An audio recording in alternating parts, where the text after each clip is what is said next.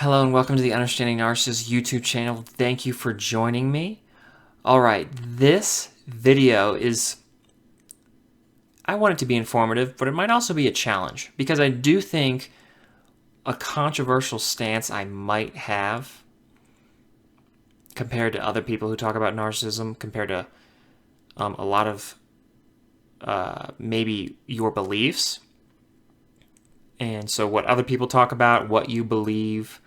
One of the things I think I might go against the grain is narcissists and their careers. I don't speak highly of narcissists and their professional energies and aspirations, primarily because I don't think they have them. I don't see them. I don't get a whole lot that, much of an inkling that would make me believe that they're ladder climbers. They're not really ladder climbers in the conventional sense. They're not the kind of people that want to work their way up and only get that way. And whether they have passion for what they're doing or not, they just want to get some kind of accolades for it. Praise, money, esteem, something. They get something from it. Narcissists aren't really like that. And let me talk about why. To me, something like work is supplementary. It can be an avenue to control. It can be reinforcing of their illusion in a different way, and so they get a lot from it and they can enjoy it in how it props up the illusion. They always have a resentment towards their superiors and their place of work, and the fact that they have to show up at a specified time, for the most part, at a specified time, or they're penalized for it. That is not the absolute control that they strive so hard to achieve. That is not them on top. They're not top dog in that setting. And so work is kind of funny. Let me put it this way, just to simplify.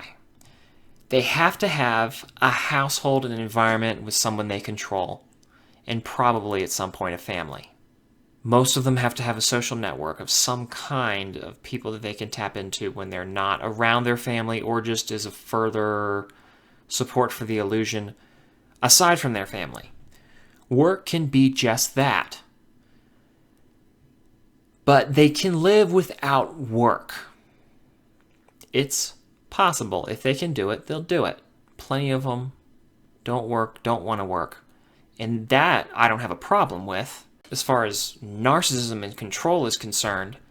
However, what work introduces is another avenue of control because of, and I'll cover this in a later video, of what money allows them to do, what it introduces, the flexibility, and the necessity that there's a resentment towards the fact that they may have to work, but at the same time, you better believe they're going to do everything they possibly can to use it to the fullest extent to control other people.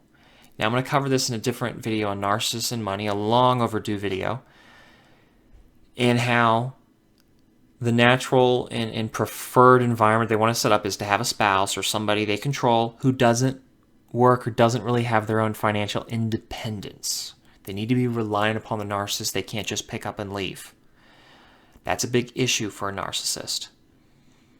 I also want to point out, too, that one of the constraints work kind of imposes on them, and why I don't think narcissists are ladder climbers, is because it's intimidating, it's scary, what they have to do to move up when they don't necessarily want that, when it doesn't benefit their situation, their control. It doesn't really facilitate their control.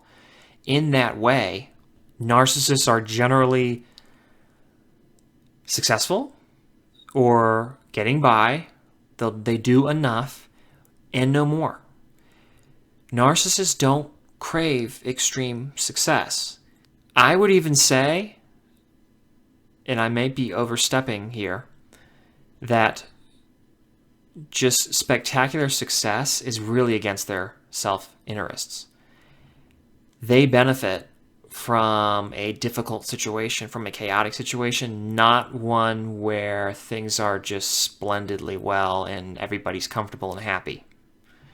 They don't want to be too conventionally successful. That's why I really bar them from outrageous success and competence, because they really aren't, and they really never are. They're never really the best at what they do. I hasten to say, too, that they're not even that great. If they wanted to really control people better, they could do a better job of that. But the very nature of their disorder and their problem prevents them from doing so. And that is, well, that is adequate in explaining why they end up where they end up. They never get very far. Their careers, their professional aspirations, all for purposes of control. And by the way, all the while, they have to have support while they're doing it to sustain them. They're not going to work really hard to become a doctor or some other such professional, esteemed professional, unless they're getting a great deal from it. Money is not enough. Prestige may not even be enough. There needs to be something that really sets them apart and is pushing them forward with praise, with just overwhelming and really unjustified support. They've got to be inflated. They've got to have so much going on to get them to do anything, and they're not going to get somewhere by themselves. They never do.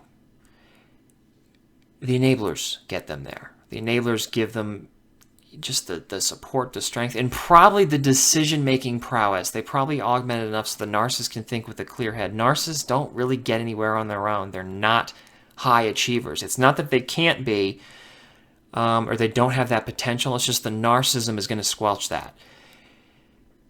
They don't want too much of something that, say, for instance, empower the people around them. They don't want too much success or outrageous success that could then trickle down to the people around them. They are not empowering figures. They have to drain. So what they like to do is something that they get praise for and that can sustain them, and no more. Nothing that is too big or uncontrollable and is bigger than them. Can't be bigger than them. It all has to be them and what they do. And that necessitates that it is small. It's small ball with narcissists. I can't drive that home enough. Real, true narcissists, not just people with narcissistic traits. They're not going to get very far. They're not going to get very big. That's why when people ask me about, I guess, social luminaries, people in the public eye, in the spotlight, or even celebrities, naturally I get questions, is this person narcissist? Is this person narcissist? And I must always say, I really don't think so. Because this person is doing something that narcissists can't do. Not real narcissists. I'm not saying the person couldn't be a number of other things that could be good or bad or in between or whatever. I'm just saying that for the most part, I don't see narcissists. Now, there are a few public figures that have extremely strong narcissistic tendencies. They're not going to be who you think. The people I would list or name are not, you probably don't think of them as being narcissistic, or it doesn't really occur to you because it's kind of counterintuitive, perhaps. But I guess I could cover them at some point. But I don't know. I don't really want to get any heat for that, or just because of my lowly opinion about something. But I might talk about it if there's enough demand for it. So in that, as I said at the beginning of the video, that's where I'm kind of issuing a challenge here. I want to see some exceptions. I want to be wrong about that. But I have trouble finding where I'm wrong. Because consistently I see narcissists who are okay, who've reached a certain standard of living, and that's fine, that's great. But it definitely kind of defines them. It's definitely something where it's just enough. They need to have enough so that they can control, they can support, say, a household. I'm not saying they have to support it themselves, just that they're in a situation where they have control over all those things. Something that facilitates the household that they rule over and is enough for them to maintain that environment and get some off the side too. They want, yes, of course, if they're going to be working, they're professionals, they want to get everything they can from that. They want to get all the praise, all the esteem, all the amenities that provides, anything that supports the illusion. But in and of itself, it's a means to an end. Now, for a lot of people, professionally, a career is a means to an end. But with a narcissist, it's always the case. It's just a tool. And as I said, it can be something they really resent because it has a little bit of a control over them. And so thereby there's kind of the resentment of authority and the parental to child relationship there. And so they have to be able to get back at the people who they feel are controlling them. And so that's what there's kind of a game maybe there of resentment and trying to maintain their own control and their own independence in the face of having to work and or be professionals. But it's still something that is never the prime focus in and of itself. You're not going to have a narcissist that lives for work because that's what sustains them. It's insufficient to sustain them. It's not an environment that can prop them up. They need the family, they need the household, and that is the primary goal they set their sights on. And it's necessary. There really aren't any exceptions to it. It has to be there. And if it's not, they've got to get it to that point, or they're in dire straits. I hope you like this video. Like it if you do. Share it with somebody you think might benefit from it. Comment in the comment section below about what you think narcissists and their professions, how they kind of play out, how they kind of work out within their personal lives, or if you agree with me, or if you disagree with me entirely. Subscribe to the channel if you haven't already. Thank you so much for watching, and have a great day. Bye.